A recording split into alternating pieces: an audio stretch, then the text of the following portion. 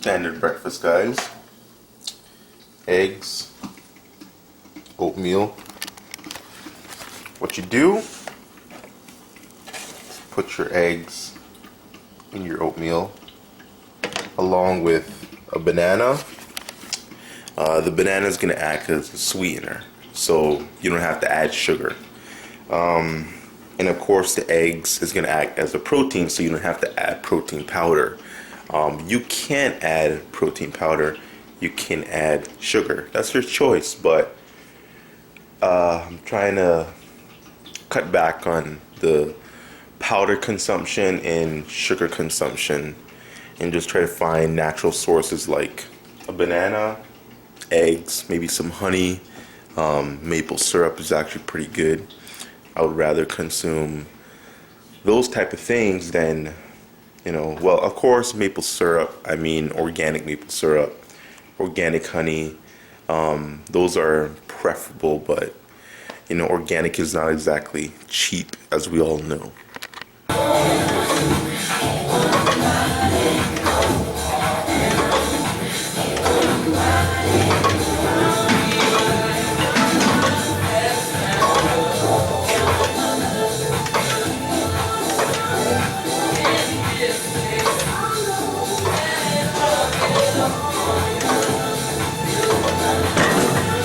Ross here, coming at you with some bad news.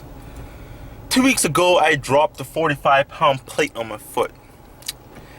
When the whole rack is stacked up with all those 45s, and there's this much left of the rack, but someone puts a 45-pound plate on it, so it's hanging by only half of the rack.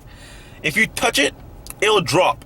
It is just barely hanging on to anything, so it is just gravity will just take over just by a single touch, because if a butterfly goes on that little plate, it'll drop. So what, the whole thing was stacked up. I was doing chest. I was gonna get the plate off of the rack and put on the barbell so I can bench it, but because it was only holding on by that much, it fell, dropped on my foot, hurt like hell, very painful. Went through the workout thinking it would go away. A day later, still painful. 2 days later, still painful. A week later, still painful. 2 weeks later, still painful, still swollen, still purple. You know what? I gotta get this shit checked out. So, heading to the hospital right now.